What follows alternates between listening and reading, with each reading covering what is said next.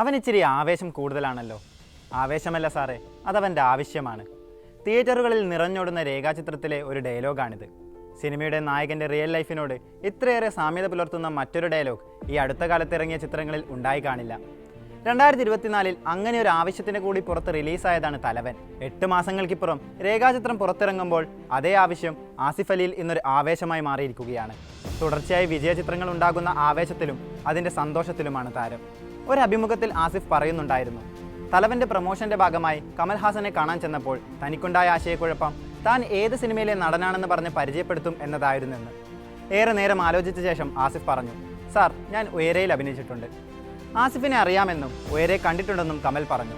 അത് ആസിഫിനെ വല്ലാതെ സന്തോഷിപ്പിച്ചു.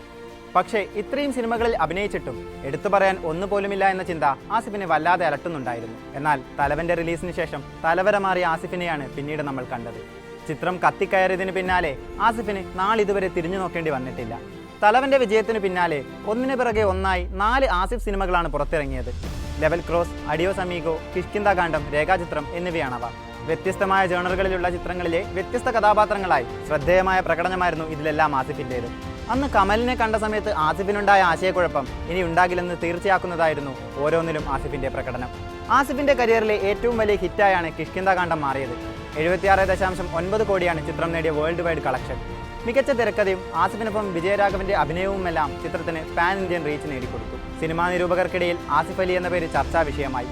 അജയചന്ദ്രനായി ജീവിക്കുകയായിരുന്നു ആസിഫ് എന്ന അഭിപ്രായം എല്ലാ കോണുകളിൽ നിന്നും മുഴങ്ങി. കിഷ്കിന്ധാകാന്ഡം നേടിയ വൻ വിജയത്തിന്റെ ആരവങ്ങൾ നിലയ്ക്കുന്നതിനു മുന്നേ ആസിഫ് വീണ്ടും എത്തി. 2025 ആസിഫിന്റെ ആദ്യ ചിത്രമായ രേഖാചിത്രം മികച്ച പ്രതികരണവുമായാണ് മുന്നേറുന്നത്. ആദ്യ ആഴ്ചയിൽ നിന്ന് മാത്രം 33.5 കോടിയാണ് ചിത്രം നേടിയത്. തുടർച്ചയായി നേടിയ 2 വലിയ വിജയങ്ങൾ ആസിഫിന്റെ ആത്മവിശ്വാസത്തെ കുറച്ചൊന്നുമല്ല കൂട്ടുക. കരിയറിലെ തന്റെ രണ്ടാമത്തെ 50 കോടി കളക്ഷനാണ് രേഖാചിത്രത്തിലൂടെ താരം സ്വന്തമാക്കിയത്. രേഖാചിത്രത്തിന്റെ റിലീസിന് പിന്നാലെ വൈറലായ ഒരു വീഡിയോ ഉണ്ടായിരുന്നു. ആസിഫ് ഒരു ചേച്ചിയെ കെട്ടിപ്പിടിക്കുന്ന വീഡിയോ. ചിത്രത്തിൽ വെറും 2 ഷോട്ടിൽ വന്നു പോകുന്ന ഒരു കഥാപാത്രമായിരുന്നു അവരുടേത്. എന്നാൽ എഡിറ്റിൽ ആ സീൻ കട്ടായിപ്പോയി. സിനിമ കാണാൻ ബന്ധുക്കളെയും സുഹൃത്തുക്കളെയും കൂടെ കൂട്ടിയെത്തിയ ആ ചേച്ചിക്ക് നിരാശയായിരുന്നു വിധി. ഏറെ സങ്കടപ്പെട്ട് കരയുന്ന അവരെ ആസിഫ് സ്നേഹത്തിൽ പൊതിഞ്ഞു. അവർ അഭിനയിച്ച സീൻ സോഷ്യൽ മീഡിയ വഴി റിലീസ് ചെയ്യുമെന്നും വരാൻ പോകുന്ന ഏതെങ്കിലും ഒരു സിനിമയിൽ വേഷം നൽകുമെന്നും ആസിഫ് വാർത്താ സമ്മേളനത്തിൽ പറഞ്ഞിരുന്നു.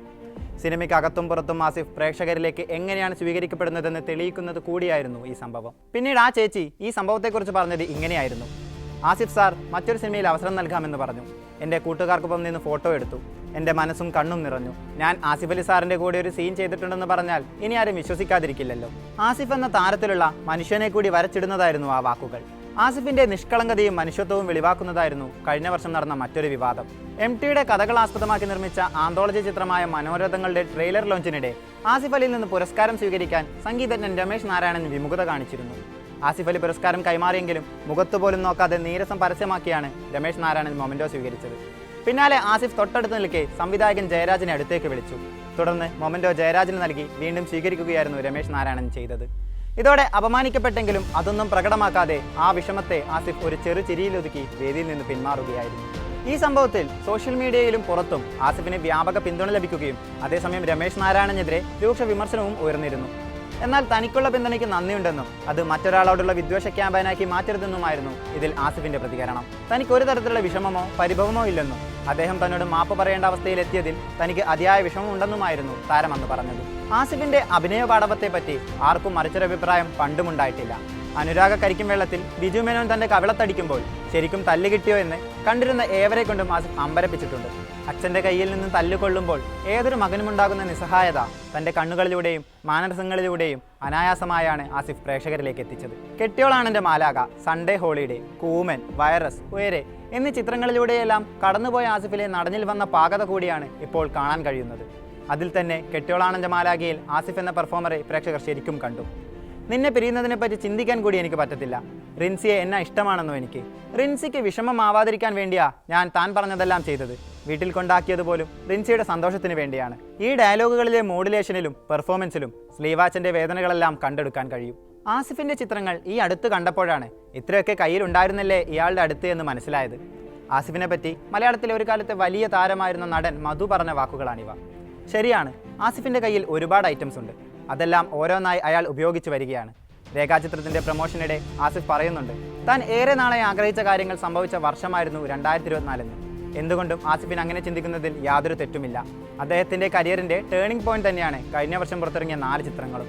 ആ സിനിമകളെക്കുറിച്ച് വ്യത്യസ്ത അഭിപ്രായങ്ങൾ പ്രേക്ഷകർക്കുണ്ടെങ്കിലും കഥകളുടെ തെരഞ്ഞെടുപ്പിൽ അത്രയേറെ സൂക്ഷ്മത പുലർത്തുന്ന ആസിഫ് എന്ന നടനെ കൂടിയാണ് കാണാൻ കഴിയുന്നത്. തലവൻ 2ാം ഭാഗം, ആഭ്യന്തര കുറ്റവാളി, മിറാഷ്, സർക്കിട്ട്, ടിക്കി ടാക്ക എന്നിങ്ങനെ നിരവധി ചിത്രങ്ങളാണ് ആസിഫിൻ്റെതായി ഇനി വരാനുള്ളത്. അതിൽ ആസിഫ് തന്നെ ഏറെ പ്രതീക്ഷയോടെയാണ് രോഹിത് വിഎസിന്റെ ടിക്കി ടാക്കയെ കാണുന്നത്. ജിത്തു ജോസഫിന്റെ സംവിധാനത്തിലെത്തുന്ന മിറാഷിൽ ആസിഫിന്റെ ഭാഗ്യജോഡി അപർണ ബാലമുരളിയാണ് നായികയും. സിനിമ ഓരോരുത്തർക്കും എന്തെങ്കിലുമൊക്കെ കരുതി വെച്ചിട്ടുണ്ടാകുമെന്ന രേഖാചിത്രത്തിലെ ഡയലോഗ് ഓർമ്മയില്ലേ, അത് ആസിഫിന്റെ വരും വർഷങ്ങളെ അടയാളപ്പെടുത്തുന്നത് കൂടിയാകട്ടെ.